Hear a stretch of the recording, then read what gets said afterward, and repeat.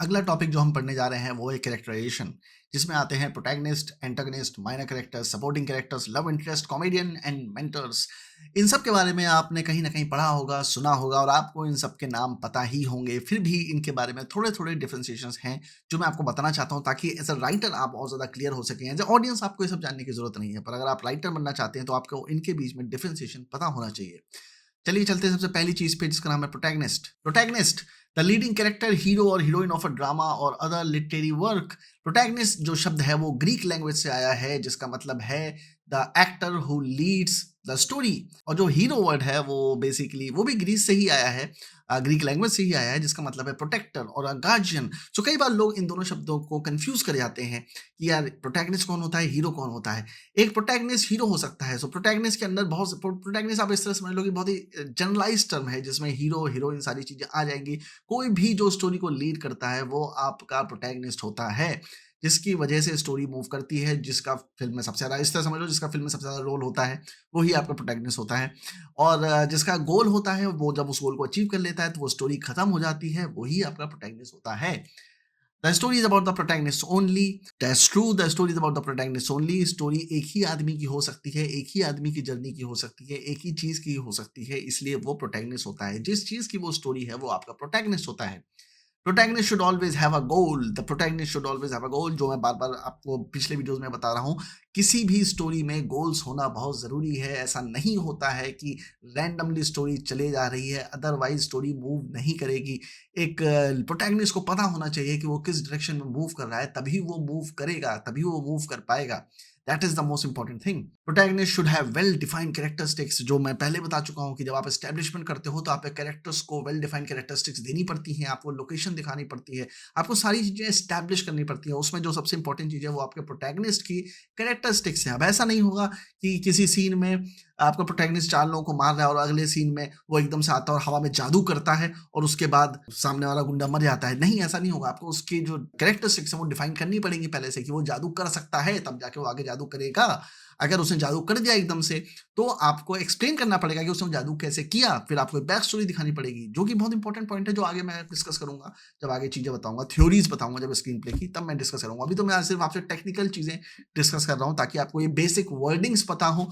अगर यही नहीं पता होंगी, बेसिक्स ही क्लियर नहीं होंगे, तो आप आगे नहीं बढ़ पाएंगे। Difference between hero and a protagonist, ये मैंने इसे डाला है क्योंकि इसमें बच्चे अक्सर कंफ्यूज होते हैं और आर्ग्यू करते थे कि डिफरेंस क्या है हीरो और प्रोटैगनिस्ट में, कि अगर प्रोटैगनिस्ट को आप हीरो कह रहे हो तो फिर हीरो शब्द का क्या इस्तेमाल है। अगर हीरो को हम प्रोटैगनिस्ट कह सकते हैं, मतलब इन दोनों को इंटरचेंजेबली यूज कर सकते हैं, तो हाँ, नहीं कर सकते हैं। प्रोटैगनिस्ट एक जनरल टर्म है जिसके अंडर ही हीरो, हीरोइन, लीडिंग कैरेक्टर कुछ भी आता है। ये जरूरी नहीं है कि प्रोटैगनिस्ट जो आपका है वो हमेशा अच्छे ही काम करे। A hero is a ethical, moralistic and always does the right thing.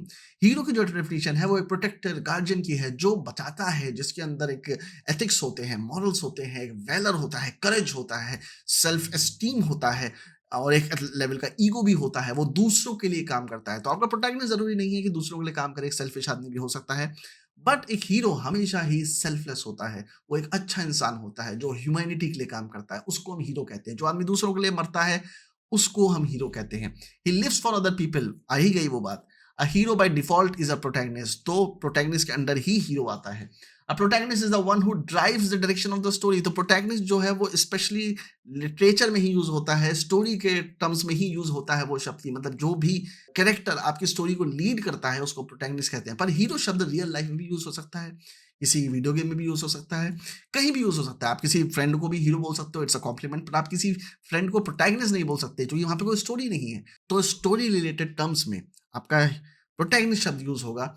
पर आप हीरो एक ऐसा टर्म है जो आप कहीं भी यूज कर सकते हो, क्योंकि हीरो की कुछ कैरेक्टरिस्टिक्स होती हैं। प्रोटैगनिस्ट की कैरेक्टरिस्टिक्स सिर्फ इतनी होती है कि वो स्टोरी का लीड कैरेक्टर होता है। Protagonist doesn't have to be moralistic और एथिकल, जैसा कि मैंने आपको बता दिया कि प्रोटैगनिस्ट के अंदर ही हीरो आता है। हीरो एक ऐसा टर्म है जो किसी के लिए भी यूज हो सकता है। तो जरूरी नहीं है कि प्रोटैगनिस्ट आपका मॉरलिस्टिक हो, एथिकल हो। अगर आपने ब्रेकिंग बैड देखा हो तो उसका जो लीड कैरेक्टर है वॉल्टर वाइट, वो एक अच्छा इंसान नहीं है, बट एनीवेज वो एक प्रोटैगनिस्ट है। एनिमल में जो रणबीर सिंह है वो अपने बाप को बचा रहा है, उसके लिए वो हजारों लोगों को मार देता है। हीरो नहीं है बट प्रोटैगनिस्ट है। एंटागनिस्ट, काफी बड़ी डेफिनेशन है इसकी। A person who is opposed to, struggles against, or competes with another opponent adversary, the adversary of the hero or protagonist of a drama or other literary work. तो जब protagonist होता है तो उसके रास्ते में ऑब्स्टेकल्स आएंगे जो कि उसको अपने गोल तक पहुंचना है। अब गोल तक पहुंचने के लिए कुछ ऑब्स्टेकल्स क्रिएट होंगे, तो वो ऑब्स्टेकल्स अपने आप तो क्रिएट नहीं होंगे, कोई और आएगा रास्ते में उसको रोकने के लिए, तो जो रोकने के लिए आता है उसको हम एंटागनिस्ट कहते हैं। और ये तभी पॉसिबल है जब एक चीज होती है, एक गोल होता है और दो लोग उसको चाहते हैं, ये तभी कॉन्फ्लिक्ट ऑफ इंटरेस्ट क्रिएट हो सकता है।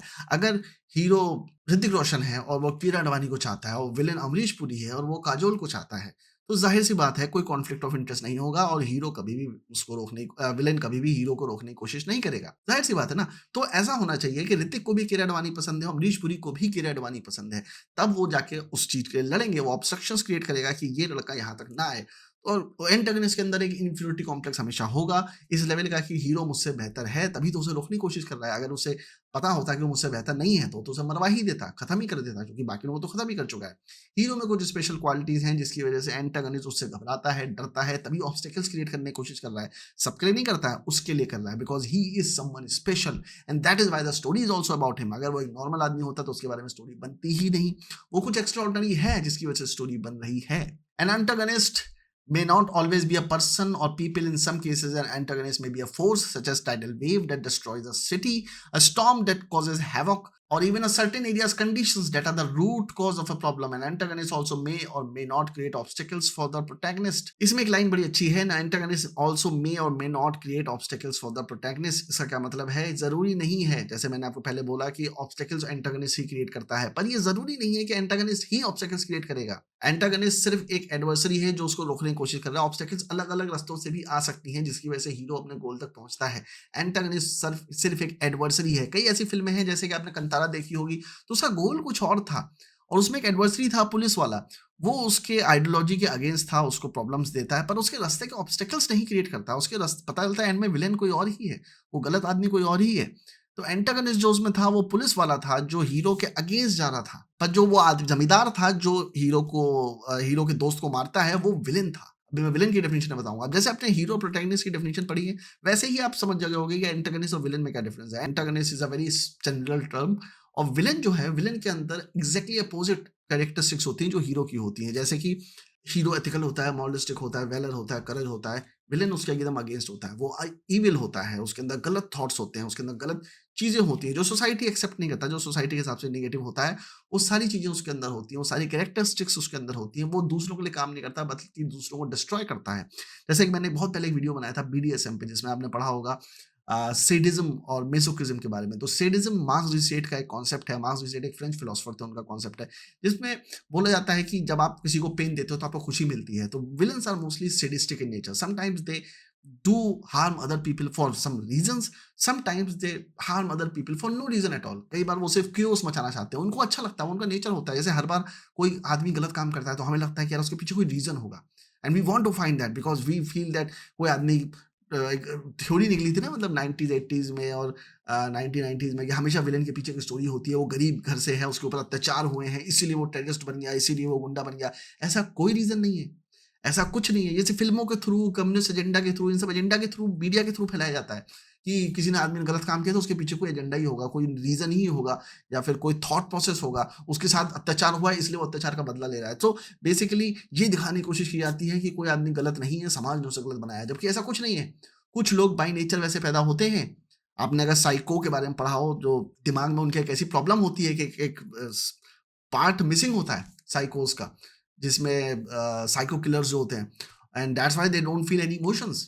तो ये बात भी मुझे एक एक्टर ने बताई थी, तो जब मैंने गूगल किया तो मुझे पता चला कि जो साइको किलर्स होते हैं उनके दिमाग का एक पार्ट मिसिंग होता है जिसकी वजह से वो एम्पैथी फील नहीं करते, सिंपैथी फील नहीं करते हैं। तो हर आदमी के दिमाग की बनावट बहुत अलग अलग तरीके की होती है, जिसकी वजह से कोई ज़रूरी नहीं है कि उसके पीछे कोई रीज़न हो कि वो क्राइम कर रहा है। वो क्राइम नॉर्मली भी कर सकता है। और ऐसे केसेस जब मैं अभी लॉ कर रहा हूँ तो मैं देखता हूँ कि कई बार ऐसे केसेस आते हैं जिसमें कोई रीज़न नहीं है, बट लोग out of ego, out of मज़े के लिए या किसी और रीज़न के लिए लोगों को परेशान करते हैं और वो होता है। सो एंटागनिस्ट ऑल्सो मे और may not create obstacles for the protagonist. ज़रूरी नहीं है कि एंटागनिस्ट जो है वो ऑब्स्टेकल्स क्रिएट करे, वो सिर्फ एक आइडियोलॉजिकल जंग भी हो सकती है, वो एक कॉन्फ्लिक्ट ऑफ इंटरेस्ट भी हो सकता है। आप विलेन को उतना ही सिर्फ पानी और दूध की तरह नहीं देख सकते, जैसा कि हिंदी फ़िल्मों में होता है कि मतलब एक विलेन है, एक हीरो है और विलेन हमेशा हीरो की माँ को किडनैप करता है और हीरो जाके उसको बचा लेता है। नहीं, वो विलेन होता है, एंटागनिस्ट नहीं हो सकता।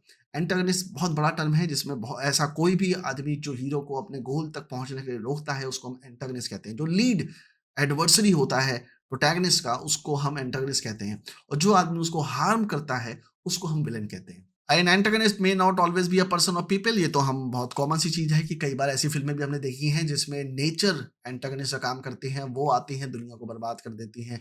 एक ट्विस्टर आता है, बर्बाद हो जाता है, एक बाण आता है, कोई आग लग जाती है, कोई जानवर है, तो it doesn't necessarily have to be a person, sometimes a situation is like that कि कोई एक ऐसी फ़िल्म भी आ सकती है कि किसी आदमी को कुछ काम करना था, उसे कैश की ज़रूरत थी और मोदी जी ने डिमोनेटाइज़ेशन कर दिया और फिर वो काम नहीं कर पाया। तो वहाँ पे सिचुएशन है, मोदी जी का डायरेक्टली उस आदमी से कोई मतलब ही नहीं है, डिमोनेटाइज़ेशन का भी उस आदमी से डायरेक्टली कोई मतलब नहीं है। पर सिचुएशन ऐसी हो गई कि उसके लिए वो प्रॉब्लम क्रिएट हो गई, जिसकी वजह से हम ये कह सकते हैं कि वो जो सिचुएशन है वो एंटागनिस्ट है और एंटागनिस्ट की तरह बिहेव कर रही है। Antagonists are characterized by simple opposition. An antagonist is not necessarily evil. He merely has opposing actions, thoughts, motives, etc. to in the story. The term does not say anything at all about the actual personality of the character. Villain is not a plot role; it's a character type. हाँ, ये बड़ी अच्छी line है कि it's a character type. तो villain and hero are a character type. Antagonist and protagonist are merely a words who are signifying particular characters in a story. तो antagonist anyone who stops the protagonist from reaching his goal is antagonist. कई फिल्मों में हमने देखा होगा कि एक hero है जिसके ऊपर कुछ प्रॉब्लम आ जाती है और एक पुलिस वाला है जो उसको रोकने की कोशिश करता है। उसे कहता है तुम कानून का सहारा लो, कहता है नहीं, मैं जाके अपने घर वालों के मौत का बदला लूंगा और वो अनलॉफुल मीन से बदला लेने के लिए जाता है और पुलिस वाला उसको रोक रहा होता है। पुलिस वाले के इंटेंशन भी गलत नहीं होते हैं, वो अपने कर्म को निभा रहा है, वो अपने धर्म को निभा रहा है और ये लड़का भी अपने रिवेंज को ले रहा है, जो उसके साथ गलत हुआ है उसको उसका बदला लेने की कोशिश कर रहा है। जो विलेन है वो आपका गुलशन ग्रोवर टाइप का आदमी है जिसने इस हीरो के फैमिली को मारा है। आप इस तरह समझिए। एंड में जाके कई बार ऐसा होता है, इंडियन फ़िल्मों में तो ऐसा ही होता है कि जो हीरो है और आपका जो पुलिस इंस्पेक्टर है जो उसको रोकने की कोशिश कर रहा था थ्रू आउट, वो एंड में उसके साथ मिल जाता है और उससे कहता है कि हैंड्स अप, मैं तुम्हें गोली मार दूँगा। पर उसके बाद वो कहता है कि चलो मैं तुम्हें छोड़ देता हूँ, तुम चले जाओ। जैसे कि अभिषेक बच्चन धूम 2 के एंड में करता है, ऋतिक रोशन को छोड़ देता है कि भले ठीक, मैं तुम्हें पूरी फ़िल्म में रोकने की कोशिश करी, पर उसके बाद भी तुम एक अच्छे आदमी हो तो तुम जा सकते हो। तो कई बार एक एक ग्रे एरिया भी आ जाता है, धूम 2 में समझ में नहीं आता है कि प्रोटैगनिस्ट कौन है और एंटागनिस्ट कौन है। सो ऐसा बहुत सारी फ़िल्मों में होता है, जैसे हासिल पिक्चर थी। हासिल पिक्चर में एक्चुअली हीरो तो जिमी शेरगिल था क्योंकि वो एथिकल मॉरल था, पर एक्चुअली अगर आप फ़िल्म देखो तो पिक्चर लगता है कि इरफान खान की पिक्चर है, क्योंकि पहले फ्रेम से एंड के फ्रेम तक इरफान खान ही आपको दिख रहा है। तो प्रोटैगनिस्ट वो हो गया जो कि स्टोरी उसकी वजह से बढ़ रही है और उसको अपना एक गोल अचीव करना है। हीरो उसका साइड कैरेक्टर हो गया एक तरह से। Antagonist has his own goal of achieving something, but often he lacks morals and ethics, and that is why we often show that the protagonist always wins because despite them trying to achieve their goals with similar force, one is considered right and another is considered wrong. ये societal दबाव है कि हमें ऐसा मानना पड़ता है कि प्रोटैगनिस्ट जो कर रहा है वो सही कर रहा है और जो एंटागनिस्ट जो कर रहा है वो गलत कर रहा है। दोनों की अपनी-अपनी बिलीफ सिस्टम हो सकती है और उन बिलीफ सिस्टम के हिसाब से वो कर रहा है। ये लाइन बहुत हद तक रिज़ेम्बल करती है हीरो एंड विलेन को, तो मैं इसको बहुत ज़्यादा सही नहीं कहूँगा, पर मैंने ये इसलिए लिखी है ताकि आप थोड़ा-सा डिफरेंस समझ सको उस चीज़ का। ये ज़रूरी नहीं है कि प्रोटैगनिस्ट हमेशा एक अच्छा इंसान हो और एंटागनिस्ट हमेशा एक खराब इंसान हो। अब जैसे ब्रेकिंग बैड का एग्ज़ाम्पल लेते हैं, तो जो उसका जो दामाद था वॉल्टर व्हाइट का, जीजा था या दामाद था पता नहीं, हैंक, वो एक अच्छा पुलिस वाला था, वो ऑनेस्टली काम करता था, वो अपने काम को सीरियसली लेता था।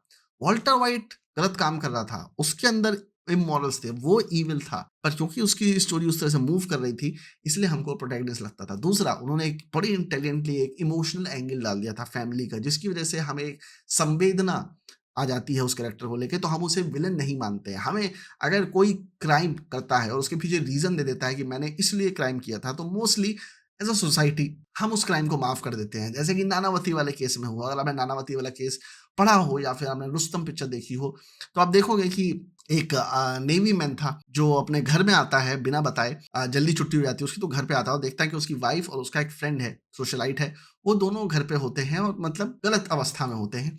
And he kills the man, not his wife, he kills the man.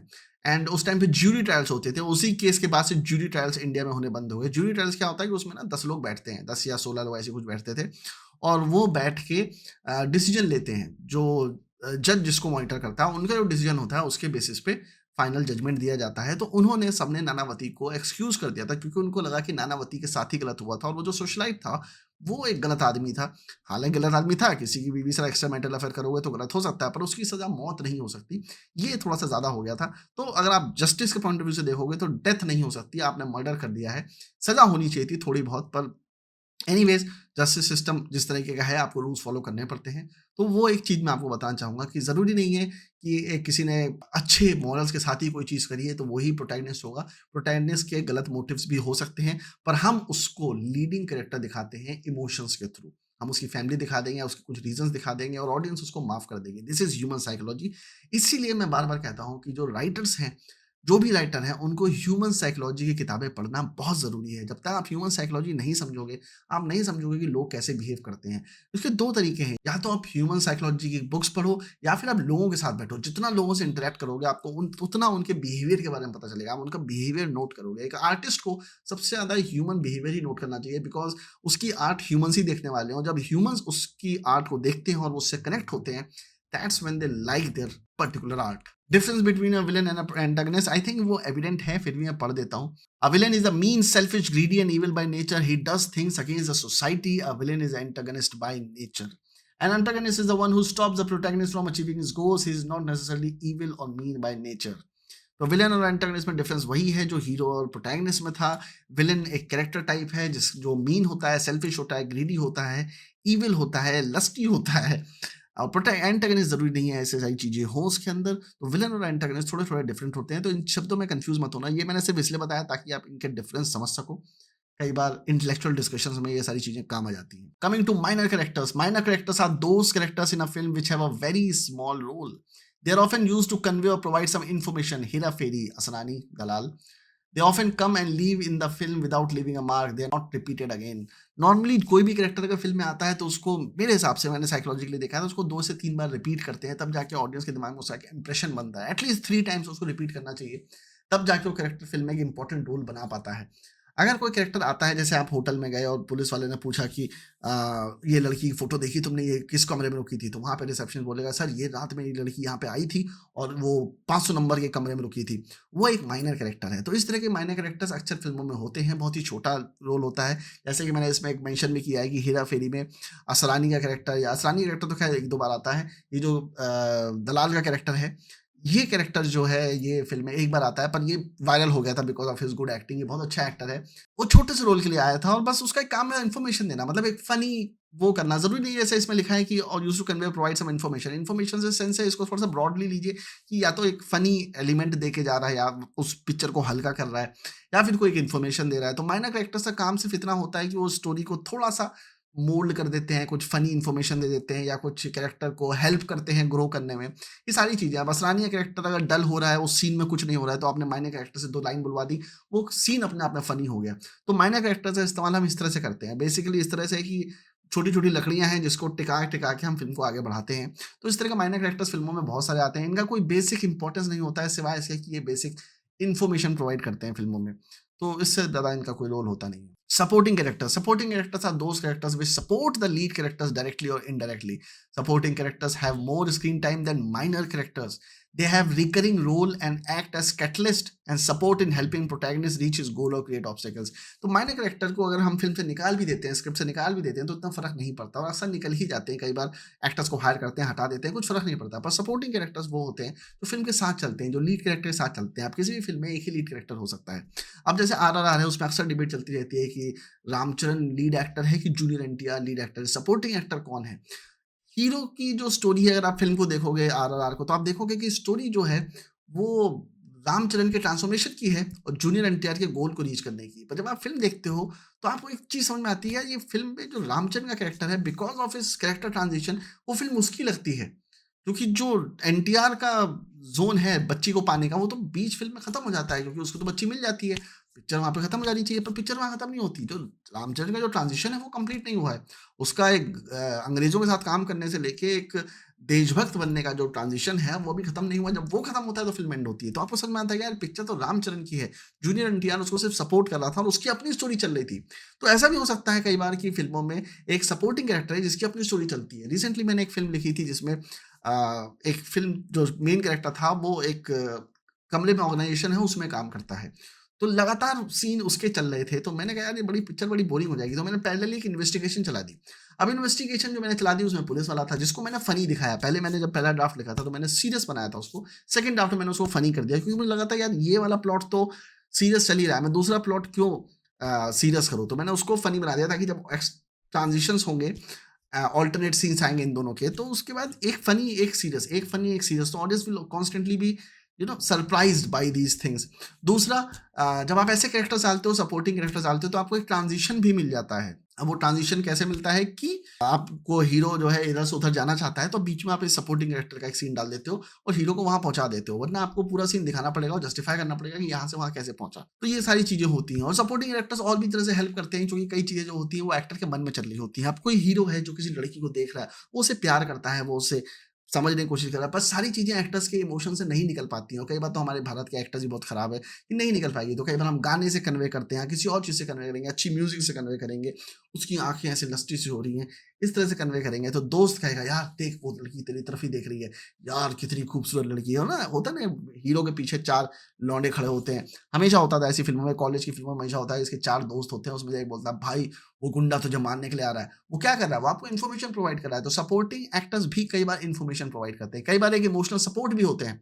तो बहुत सारे फंक्शंस सपोर्टिंग एक्टर्स प्रोवाइड करते हैं। सपोर्टिंग एक्टर्स के बिना फ़िल्म जब बनाओ तो पिक्चर बोरिंग हो जाती है। कई आपने ऐसी फ़िल्में देखी होंगी जिसमें एक कैरेक्टर है, जैसे सुनील दत्त की यादें थी या फिर राजकुमार राव की ट्रैप्ड थी। तो वो पिक्चरें इमोशनली अच्छी नहीं हो पाती हैं क्योंकि वहाँ पे वो बंदा किसी से बात ही नहीं कर रहा है। तो सपोर्टिंग एक्टर्स इमोशनल सपोर्ट देते हैं।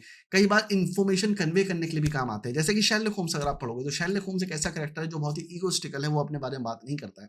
तो जॉन वॉटसन उसके पास आते हैं और वो उसके बारे में बताना शुरू करते हैं क्योंकि उनके अंदर ईगो नहीं है। वो एक ऐसे आदमी को देखते हैं जो बहुत अच्छा जासूस है, वो उसके बारे में बताना शुरू करते हैं। जो जॉन वॉटसन एक सपोर्टिंग कैरेक्टर है, बट उसकी ज़रूरत है ताकि वो हीरो को डिस्क्राइब कर सके, ऑडियंस को बता सके। एक बहुत इंपॉर्टेंट चीज़ है स्क्रीन राइटिंग में हमें समझ में आती है, वो है इन्फॉर्मेशन देना। हमें इन्फॉर्मेशन कैसे दें ऑडियंस को जो चल रही है। राइटिंग में तो आप लिख दो, एक पैराग्राफ लिख दो, मार्क कर दो, 50 तरीके हैं राइटिंग में इन्फॉर्मेशन प्रोवाइड करने के, पर फ़िल्मों में इन्फॉर्मेशन कैसे प्रोवाइड करोगे? क्योंकि बार-बार सबटाइटल नहीं डाल सकते, एक्सप्लेन नहीं कर सकते, इमेज रोक के डिटेल्स नहीं ले सकते या हर बार नरेशन नहीं दे सकते। नरेशन तो बहुत ही खराब तरीका है चीज़ों को जस्टिफाई करने का। तो आप सपोर्टिंग कैरेक्टर्स का इस्तेमाल करते हो इमोशनल स्ट्रेंथ लाने के लिए, आप सपोर्टिंग कैरेक्टर इस्तेमाल करते हो इन्फॉर्मेशन पास करने के लिए। मेरे ख्याल से सपोर्टिंग एक्टर का जो मेन काम है वो इन्फॉर्मेशन पास करना भी है।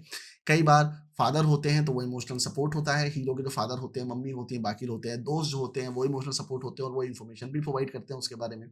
तो ये सारी चीज़ें हैं जो सपोर्टिंग एक्टर्स लेके आते हैं। सपोर्टिंग एक्टर्स कई बार फ़िल्म का बहुत बड़ा हिस्सा होते हैं, कई बार पूरी फ़िल्म में थ्रू आउट चलते हैं, कई बार आधी फ़िल्म में चलते हैं और फिर गायब हो जाते हैं। तो उनका रोल उतना ही होता है, पर जो अच्छी फ़िल्में होती हैं, जो अच्छे डायरेक्टर्स होते हैं, जो अच्छे फ़िल्म मेकर्स होते हैं, मैं अनुराग कश्यप को बहुत अच्छा फ़िल्म मेकर नहीं मानता, पर मुझे एक अच्छी चीज़ लगी थी गैंग्स ऑफ वासेपुर में, वो ये थी कि उसने जितने भी सपोर्टिंग कैरेक्टर्स थे, छोटे-छोटे कैरेक्टर्स थे, उन सबको अपनी स्टोरी दी थी। तो ये बड़ी इंटरेस्टिंग चीज़ है जो आप अच्छे फ़िल्म मेकर्स में देखोगे, अनुराग कश्यप नहीं है। बाकी अच्छे फ़िल्म मेकर्स में देखोगे कि वो सपोर्टिंग कैरेक्टर्स को भी उनकी अपनी स्टोरी देते हैं। उनकी स्टोरी भी एंड होती है। ऐसा नहीं होता कि क्लाइमैक्स में जाके इनको एकदम से गायब कर देते हैं। जो भी डायरेक्टर्स ऐसा करते हैं, ख़ासतौर पे यशराज फ़िल्म्स और धर्मा में ऐसा बहुत होता है कि सपोर्टिंग कैरेक्टर्स आते हैं, दोस्त आते हैं, उनको एकदम से गायब कर दिया जाता है। नहीं, आपने स्टोरी प्रॉपर्ली लिखी नहीं है। उनकी अगर स्टोरी है तो उसको भी अगर आप जस्टिफ़ाई करोगे, उनको भी ख़त्म करोगे 3 एक्ट में, तो आपकी स्टोरी और बेहतर बन के निकलेगी क्योंकि सपोर्टिंग कैरेक्टर्स हीरो को और मजबूत बनाते हैं, उसे कैरेक्टर को और मजबूत बनाते हैं। Love interest is a character whose role in a story is that of a lover or potential lover to another character, especially the protagonist. But not all love interests and romantic relationships are created equal. Love interest is prized position that the protagonist wanted to have, and often antagonist too finds common interest in them. Example: Dominic Franken, Dar. Love interest creates a positivity in the protagonist's life. Dominique Francon basically एक Ayn Rand की किताब है Atlas shrugged, उससे मैंने उठाया था क्योंकि मुझे बहुत अच्छी लगती है वो किताब। एंटर पिक्चर में भी आपने देखा था कि एक हीरोइन है और 2 हीरो हैं और दोनों का कॉन्फ्लिक्ट ऑफ इंटरेस्ट है उस लड़की में। कई बार हीरोइन को हम लोग ऐसा पॉजिटिव सूदिंग माइंडसेट के लिए वजह से दिखाते हैं क्योंकि जब रोमांटिक सीन्स आते हैं तो आप बड़े रिलैक्स फील करते हो, you feel very good and happy about it, because जब भी आपके लाइफ में रोमांस होगा, कोई लड़की आएगी तो आपको बड़ा अच्छा लगेगा, आपकी लाइफ एकदम हरी भरी हो जाएगी, everything looks beautiful to you, everything looks nice to you. So that is why love interests are put in the film, but they are also a common interest for the villain as well. Mostly फिल्मों में एक बड़ा easy चीज़ होता है कि यार जो लड़की है उसको हीरो चाहता है, उसको विलेन भी चाहता है और हमेशा लड़ाइयाँ इसीलिए होती हैं। इतिहास उठा के देखोगे जितनी भी मेजर वॉर्स हुई हैं वो हमेशा इसीलिए हुई हैं क्योंकि एक लड़की थी, किसी राजा को किसी राजा की रानी पसंद आ गई या बेटी पसंद आ गई और उसने उसके ऊपर वार वॉर कर दी। तो लड़कियों के लिए लोग क्या-क्या नहीं करते हैं, आप सोच भी नहीं सकते। अगर आप हिस्ट्री पढ़ना शुरू करोगे, आपको समझ में आएगा कि भाई साहब, जो मेजर वॉर्स हुई हैं, वो सारी ठरक में ही हुई हैं। और जब प्यार होता है, तो सब कुछ अच्छा लगता है, आप किसी भी हद तक जाने को तैयार होते हो, अपनी रेपुटेशन भी गँवाने को तैयार होते हो। दुनिया में ऐसे बहुत सारे लोग हैं, जो सिर्फ़ प्यार के लिए, लड़कियों के लिए अपनी पूरी रेपुटेशन खत्म करने को तैयार है, अपनी पूरी जायदाद बेचने को तैयार हैं कि वो लड़की एक बार मेरी तरफ देख ले, मुझसे बात कर ले। लड़की एक प्राइज़ पोज़ीशन भी होता है, जैसे कि एटलस शक्ट में बड़ा अच्छा उसको डिस्क्राइब किया गया है। और कि जब भी कोई जैसे आप स्कूल, कॉलेज में पढ़ते हो और कॉलेज की सबसे खूबसूरत लड़की अगर आपकी गर्लफ्रेंड बन जाए, तो suddenly everyone starts noticing you as well.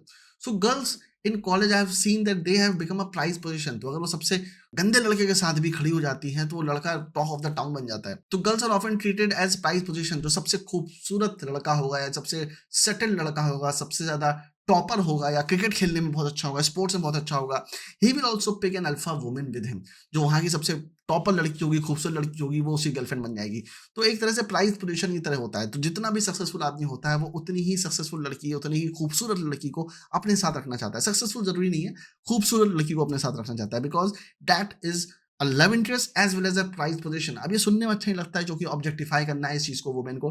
But this is how the world works. So what can I say about it? This is what the mentality we have. See, we have to understand the basic human nature, basic human psychology to understand cinema. हम diplomatically बात नहीं कर सकते। अब जैसे मैं एक actor से मिला था, मैंने स्क्रिप्ट में कोई डायलॉग लिखा था कि पुलिस वाला जो कांस्टेबल कहता है, अरे हमारी बीवी तो करिया है, ये लड़की बहुत खूबसूरत लग रही है हमको।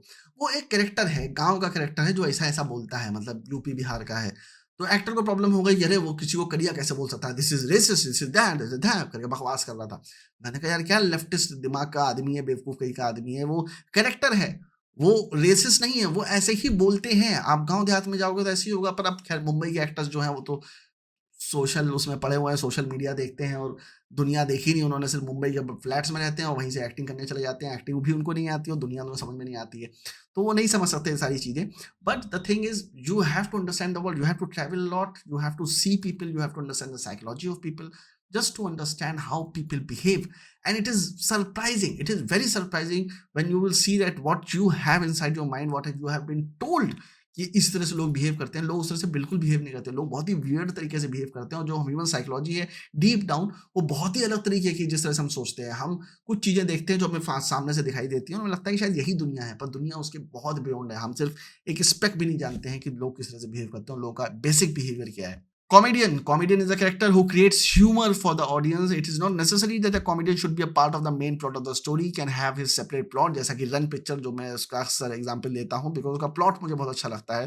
वो पिक्चर चली नहीं थी, बस साउथ में पिक्चर ब्लॉकबस्टर हुई थी, माधवन को लेके बनी थी। उसमें जो विजय राज का प्लॉट था और अभिषेक बच्चन का प्लॉट था, वो टोटली अलग थे, कोई मतलब नहीं था। और ऐसा होता था, मतलब जब महमूद बहुत बड़े एक्टर थे 60s 70s में, तो उस टाइम पे महमूद का सेपरेट प्लॉट चलता था कॉमेडियन का, और हीरो का सेपरेट प्लॉट चलता था। ज़रूरी नहीं है कि हीरो और कॉमेडियन अक्सर मिलें, कहीं वो कई बार दिखाते थे कि वो दोस्त हैं, एक दो जगह मिल लिए, सब कुछ चला, पर उनका सेपरेट प्लॉट चलते थे और सेपरेट एंडिंग होती थी उनकी। इस लेवल पे कॉमेडियन की रिस्पेक्ट हुआ करती थी। कॉमेडियन का प्लॉट कई बार सीरियस फ़िल्मों में इसलिए आ जाता है ताकि फ़िल्म थोड़ी-सी लाइट हो सके, वरना अगर लगातार आप दुखियारे सीन दिखाओगे तो ऑडियंस दुखियारी हो जाती है, मतलब वो इरिटेट हो जाती है कि यार क्या बार-बार इस आदमी के साथ बुरा ही हो रहा है। क्योंकि कई बार हमें प्लॉट में ऐसी चीज़ें डालनी पड़ती है कि हीरो के साथ बुरा हो रहा है, बुरा हो रहा है, बुरा हो रहा है, बुरा हो रहा है, बुरा हो रहा है, और उसके बाद पलट के वो बदला लेता है। That is the progression of the story. पर अगर लगातार उसके साथ बुरा हो रहा है और that is the plot of the story, so audience को कुछ रिलीफ चाहिए होता है, माइंड को चेंज करना होता है, जिसकी वजह से हम कॉमेडियंस को डालते हैं। Comedian often acts as a relief point for audience in the otherwise serious film. Serious फिल्मों में अदर रिलीफ की तरह काम आते हैं। तो कॉमेडियंस जैसे जॉनी लीवर है, महमूद हैं, उनका काम ही ये होता है कि फिल्म में रिलीफ प्रोवाइड करें, और कई बार ये डालना ज़रूरी होता है। ओवर द टाइम ये चीज़ें भी चेंज हुई हैं और एमेलगेमेट हुए हैं। कॉमेडियंस लीड एक्टर के साथ, लीड एक्टर्स खुद ही कॉमेडी भी करते हैं, खुद ही सीरियस भी रहते हैं, दोनों ही रोल करने लग जाते हैं, जिसकी वजह से कॉमेडियंस के बीच में कमी हो गई। तो आज तो मेरे ख्याल से एग्जिस्ट भी नहीं करते हैं, बहुत छोटे-मोटे कॉमेडियंस थोड़े बहुत होंगे, पर जॉनी लीवर का भी खत्म ही हो गया है। Johnny Lever I think was the last comedian that existed in Hindi film industry, जिनको अपना एक सेपरेट रोल मिलता था। अब तो कॉमेडियन थोड़ी देर के लिए आते हैं और थोड़ी देर में गायब भी हो जाते हैं। मेंटर्स हीरोज़ जर्नी में हमने बताया था, और मेंटर्स बहुत इंपॉर्टेंट होते हैं। The mentor is a wise old man or woman every hero meets fairly early in the most satisfying stories. The mentor represents the bond between parent and child teacher and student, doctor and patient, god and man. The function of the mentor is to prepare the hero to face the unknown, to accept the adventure. It is not necessary that the mentor is living being. It can be an object, third character, situation or an event. मेरा favourite character किसी भी film में हमेशा mentor ही होता है। जैसा कि मैं आपको बहुत पहले बार कुछ वीडियोस में बताया है कि टीवीएफ के जितने भी सीरीज आप देखोगे उसमें हमेशा आप मेंटर पाओगे, हीरो जर्नी पाओगे, होती ही है उसमें, और मेंटर होते ही हैं उसमें, किसी ना किसी रूप में मेंटर आएंगे ही आएंगे। मेंटर क्या काम करता है? अगर आपने फिजिक्स पढ़ी हो, आइजैक न्यूटन पढ़ा हो, तो आपको एक चीज पता होगी कि कोई भी पत्थर अपने आप से नहीं मूव करता है। अगर कोई नाव चलती जा रही है तो चलती जाएगी अनटिल अनलेस आप उस पर एक्सटर्नल फोर्स लगा के उसे दूसरा डायरेक्शन नहीं दोगे। कोई पत्थर को अगर आप फेंकोगे तो वो एक ही डायरेक्शन में मूव करता रहेगा अनटिल अनलेस कोई और फोर्स, कोई और पत्थर आप उसे मारो, उसका डायरेक्शन चेंज हो जाए। तो कोई भी डायरेक्शन चेंज करने के लिए आपको उस पे कुछ ना कुछ फोर्स अप्लाई करना पड़ेगा, तभी वो सर्कुलर ज़ोन में जाएगा, वरना वो स्ट्रेट डायरेक्शन में मूव करेगा। कोई भी चीज़ जो मूव करती है वो ये स्ट्रेट डायरेक्शन में ही मूव करती है, कोई फोर्स ही होगा जो उसको मूव करा के दूसरे डायरेक्शन में लेके जाएगा। आप समझ रहे हो मैं क्या कह रहा हूँ? जिसने फिजिक्स पढ़ी होगी वो शायद समझ जाएगा मैं कहने की बात कर रहा हूँ, ठीक है? तो फोर्स इज़ नेसेसरी। सो जब आदमी कुछ कर रहा होता है तो वो अपने कंफर्ट ज़ोन में होता है, वो अपनी ज़िंदगी जी रहा होता है, उसको किसी भी चीज़ की ज़रूरत नहीं होती है, लाइफ चल रही होती है। पर जब वो किसी प्रॉब्लम में आता है तो उसको सॉल्यूशंस चाहिए होते हैं और वो एक मेंटर प्रोवाइड करता है। अब वो मेंटर कुछ भी हो सकता है। अब जैसे कभी किसी ने कोई कोट पढ़ लिया, किसी रातों किसी के साथ कुछ बहुत बुरा हो गया, उसने डिसाइड किया कि बस मैं अपनी लाइफ चेंज कर दूंगा। किसी रातों किसी पुलिस वाले ने किसी को थप्पड़ मारा और उसको जेल में डाल दिया और उसने डिसाइड किया कि भाई साहब अब मैं पुलिस वाला बनूंगा, जैसा कि सरफरोश में हुआ था। और ये एक्चुअली एक आईपीएस है जो नवनीत सिखेरा नाम है उनका, जो यूपी के हैं, उनकी स्टोरी भी है वो। शायद उनके फैमिली को काफी ह्यूमिलेट किया था पुलिस वालों ने, डिसाइडेड कि मैं आईपीएस बनूंगा, और उन्होंने आईपीएस क्रैक कर लिया और आज वो कमिश्नर की पोस्ट पे हैं शायद। आई डोंट नो, बट शायद कमिश्नर की पोस्ट पे हैं। डीआईजी तो थे लास्ट टाइम जब मैंने सुना था। एनीवेज, कहने का मतलब ये है कि you need some kind of interference from some divine intervention. That can be a situation, that can be a quote, that can be a person, that can be anything, so that it could lead to a dramatic situation in your life where you start to make decision that you want to do this.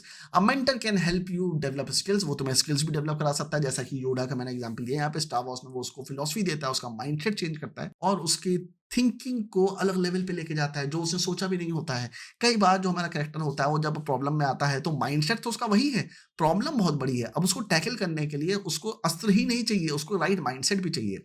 Arjun को कृष्ण की जरूरत इसलिए भी थी क्योंकि अर्जुन के पास भी सारे रथ थे, अस्त्र थे, सारे इतने सैनिक थे, सब कुछ थे, पर उसको माइंडसेट भी राइट चाहिए था। अगर राइट माइंडसेट नहीं होता तो क्या पता वो युद्ध हार जाता।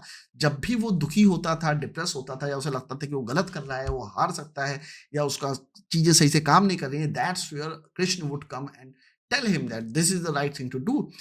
This is where mentor comes in. A mentor would tell you, and whenever you are confused, a mentor will tell you which is the right path to go. And that is where mentor comes in, and that is why mentors are very much needed in the film. जिस भी film में mentors नहीं होते हैं lead character के पास, वो film बड़ी week हो जाती है, उसका कैरेक्टर बहुत वीक हो जाता है। तो if you want to show a dramatic character arc for a character, then you have to have a mentor in the film. It doesn't matter कि वो मेंटर किस फॉर्म में है। जैसा कि मैंने बताया कि मुन्ना भाई फिल्म में मेंटर सर्किट था, क्योंकि वो उसको डायरेक्शन देता था, उसको बताता था भाई तुम करो, मैं ऐसा करता हूँ, भाई ऐसा क्यों नहीं कर देते, भाई वैसा क्यों नहीं कर देते। तो बहुत ही इनडायरेक्टली वो एक मेंटर का काम कर रहा था। ऐसे ही बहुत सारी फिल्मों में एक मेंटर होता है जो आपको लाइफ को चेंज करने के लिए इंस्पायर करता है। कोई एक सिचुएशन हो सकती है कि मैंने कोई एक फोटो देखी हो, बस मैं इंस्पायर हो गया कि भाई मुझे तो यही बनना है। मैंने वल्लभ भाई पटेल की फोटो देखी हो, मैंने डिसाइड किया कि भाई मैं भी देश को बचा के रहूंगा, ये करूंगा वो करूंगा। भगत सिंह को देखे मैं एकदम खुश हो गया, मेरे को ऐसा ही करना है जो भगत सिंह ने किया था, मैं भी अपने देश के लिए ऐसा कुछ करूंगा। Anything can be an inspiration to you. It can be a mentor's word or some photo और सम सिनारियो और मे बी सम इवेंट कि आपको रात में एकदम से आपकी जॉब चली गई और आपने रेज्यूमे भेजने शुरू किए और आपको अच्छी जॉब मिल गई। अगर वो जॉब नहीं जाती तो आप रेज्यूमे भेजते नहीं और आपको उससे ज्यादा अच्छी जॉब नहीं मिलती। तो any even a situation can be a mentor. कई बार ऐसा होता है कि आप परेशान हो और आप नीचे जाते हो, सिक्योरिटी गार्ड से मांगते हो या लाइटर है तुम्हारे पास, और सिक्योरिटी गार्ड कुछ बोल देता है और that becomes your turning point of life, और आप जाते हो वापस जाके अपनी चीजें करना शुरू कर देते हो। Anything can be mentor, anything can be shown as a mentor. So these are the important characters that I feel you should know. And move on करते हैं नेक्स्ट चैप्टर पे।